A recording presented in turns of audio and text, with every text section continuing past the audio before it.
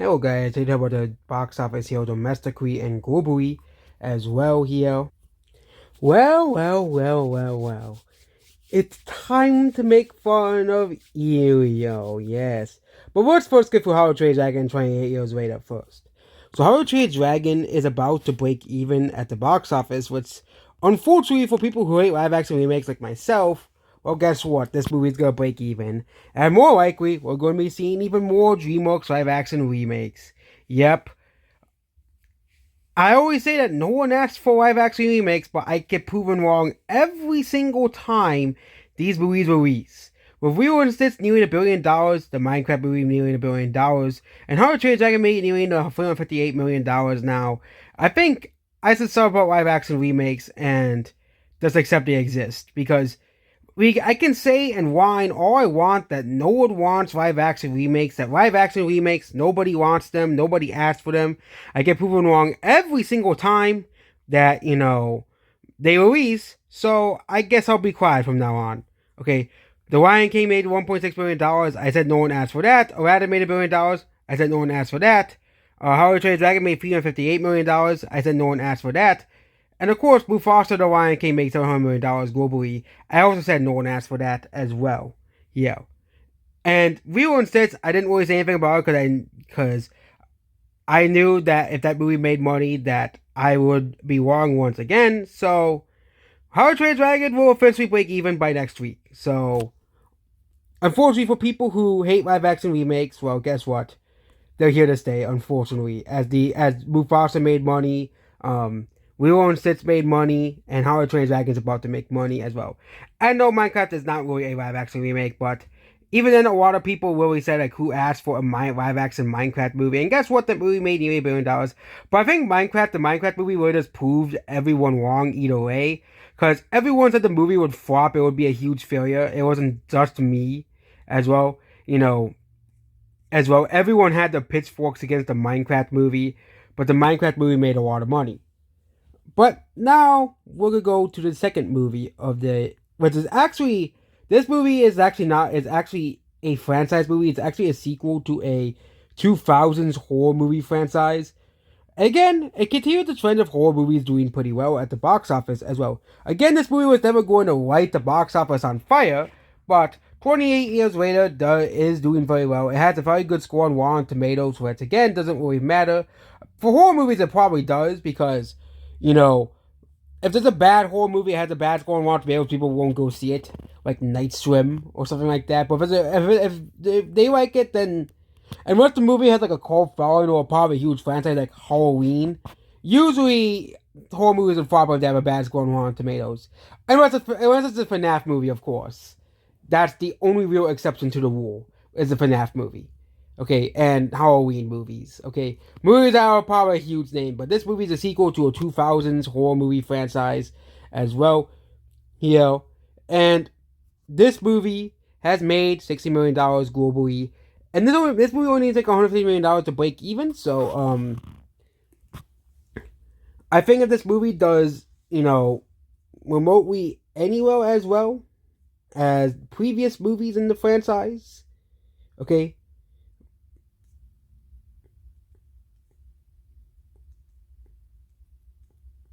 as previous movies in the franchise, then I think this movie is a successful movie. So yeah,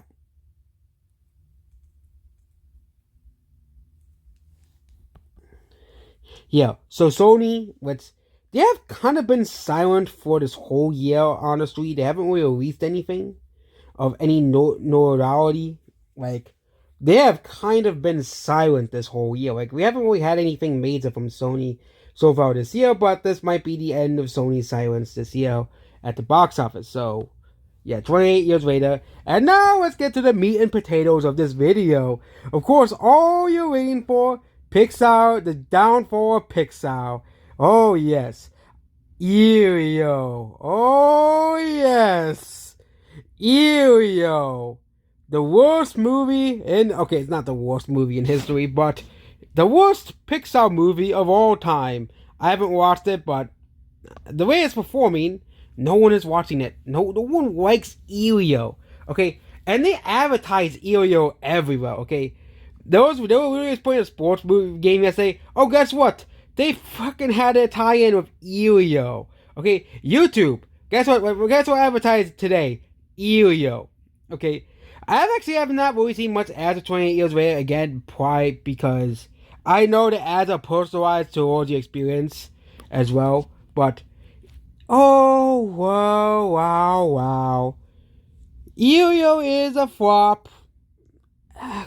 Who would have been too surprised by Elio flopping? So Elio only in theaters 2024. It was actually supposed to release in 2024, and 2024 was had a bunch of pretty big films. So yeah, the Disney Blues are back. Yep, they're back. Elio is a huge flop. Like a Pixar movie not even making 50 million domestically, no globally. Okay, not just domestically, globally. Okay, even Elemental opened to 50 million globally. I think even Elemental, okay, opened to 50 million globally. Okay, this is awful numbers. Okay, awful worst. I think this is probably the worst Pixar opening ever. And so I remember when everyone told me that Pixar was the greatest studio of all time, that Pixar was the best of the best, the cream of the crop when it comes to movies. Okay, but it is the worst opening of all time. Okay, as well.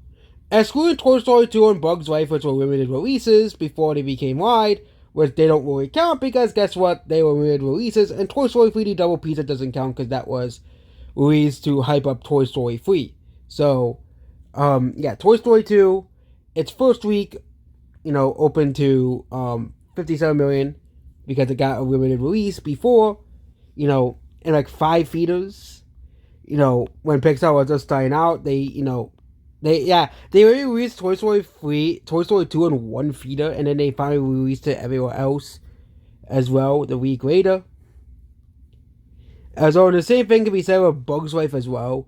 They released it in like 1 or 2 theaters, and then they got a massive release afterwards. Still, adjusted for inflation, Elio is still like the worst Pixar opening ever. Okay, and it's not even close. Like Elemental's first week was awful. I remember everybody said how, including myself, said how bad Elemental's box office was. I just don't think TikTok's gonna save Elio. Okay, TikTok's not gonna save Elio like they did Elemental. Okay, actually I was wrong. Elemental did not open to 50 million or globally opened to 44 million, but either way it stands. Elio did not even make $50 million globally. This is just awful numbers. Like the main character looks meh. It looks like a generic character with beam mouth, ugly art style. And let's talk about the beam mouth art style. It's an art style nobody likes. No one says, I want beam mouth in my movies, okay? No one wants beam mouth in their movies, okay? What does Disney and Pixar do? They double down on it, and guess what? They have one of the biggest series of all time. Will they realize their faults and abandon the beam mouth art style? Okay? Because I really do think the beam mouth art style is so hated that's why these animated movies continue to do so horribly. Okay, because animation was one of the few genres that was immune to the fatigue people had with non-franchise movies. Okay, animation, original animated movies usually did very, very well despite, non-franchise movies and original movies bombing quite frequently. Okay, but I just noticed once they have beam mouth art style in a movie, it bombs. Okay, Ruby Gilman bombed because of beam mouth. Elio bombed because of beam mouth. Elemental flopped because of beam mouth. Okay, Turning Red bombed because of beam mouth. Also COVID, partially to blame, but beam mouth. Luca forgotten because of beam mouth. Okay, when will we see the thing that these movies all have in common is the beam mouth art style? Okay, as well, I actually don't remember. Dreamless last movie I think was Wild Robot, and guess what? That movie made money. Guess what? Wild Robot didn't have? It didn't have bean mouth. Okay, it didn't have bean mouth in the movie because people don't like it. That's simple. Okay, people don't want to see B-Mouth in these movies anymore. Okay, as well. Okay, Pixar used to take even though Pixar's movies were for all audiences, Pixar used to take animated movies seriously. They used to treat it as an art form. Okay, they used to treat it as way to tell stories, not to just make B-Mouth swap that nobody wants to watch. And apparently, apparently this is the route that Pixar wants to go down. So everyone's movies can continue to perform like this until Pixar gets rid of the B-Mouth art style. That's gonna be the curse. Pixar will continue to bomb every single week, every single day, until B-Mouth is gone. Because people don't like it. It's an unattractive, ugly art style that people don't like. Okay. Now, Elio, we're done with Elio. Okay. We're done with the rant about Elio. Okay. Elio's garbage. No one's watching it. But then we're going to go to the other movie. So, Lilo and Stitch, will it make $1 billion? It is at $910 million as well. So it is outperforming the Minecraft movie a little bit, but globally this movie is starting to decline in popularity. It's in its 5th week and it's below 10 million already as well. Let's compare this comparison to the Minecraft movie as well here. And yeah, they don't have the exact global numbers for this week, but I think the best comparison is the Minecraft movie, as both movies are performing very, very similar at the box office. So the Minecraft movie, if the Pixar world, Lilo and Stitch is still underperforming the Minecraft movie. Wow. It's underperforming the Minecraft movie by around 10 million. Which it was around 13 million. So it is going to likely end up making around $420 million to around $414 million as well. Which means if it's going to make $1 billion, it's going to have to make around $570 million internationally. $580 million internationally for it to break even. Because it could end up around $420 million. So it's going to make another $40 million. Actually, it needs to make another. It's going to make another $40 million domestically, which would be around $950 million. So it's going to have to make another $50 million internationally. So around $570 million internationally to make $1 billion. Okay, that's the amount of money it needs to do to make $1 billion at the box office as well. And also, a few years ago, as that was finally being signed, taken away from Lilo and Stitch, as new movies are coming out. Okay, F1 is coming out next week. Megan's coming out that next week as well. And then the week afterwards, you have Jurassic World. And the week after, you have Superman, which is going to continue to take away more and more feeders from Lilo and Stitch as well. Yeah, last week Lilo and Stitch was at $850. Okay, Lilo and Stitch are going to make $1 billion if it's the problem with the Minecraft movie is the international legs weren't there. The movie was at $850 million last week globally as well. It seems that Lilo and Stitch is declining domestically though, which means it's not gonna make that much more money domestically. This might be like its last major week because Minecraft was performing like this too, and then once like the other movies started to come out, Minecraft really stopped performing very well at the domestic box office as well. Yeah, so it's still up in the air if we were in such $1 billion or not, but it's now in the single digits, which is actually pretty bad prospects for a movie that everybody believes will get hit $1 billion. But we'll wait and see what happens, obviously, as well here. I still think there's a possibility it makes $1 billion. I think it's a 50-50 chance at this point. I don't think it's a guaranteed chance like it was at the beginning. Mission Impossible Final Reckoning, this movie's not really making much money. It's in the single digits. It's having better legs than Lilo and Stitch, I think, but this movie's not going to make enough money to break even. So, it's just, I just don't understand why Hollywood spends so much money on these movies, okay? This could have been an easy box office success if they kept the budget down to $100 to $150 million, okay, as well. But yeah, we're done talking about Mission Impossible, okay? I guess the real Mission Impossible is making money, so, yeah. Then we have Materialist, which I did not look up the budget for this movie because the numbers is pretty laggy as well here. Okay, it's around $20 million, which means the movie needs to make $50 million to break even. Okay, that's very easy. The movie's not going to break even unless it does well internationally, okay? As well. Here. Then you have John Wick, Ballerina. Okay. Yeah, Lionsgate is going to stop milking John Wick after this movie's failure, okay? It's about time, too, okay?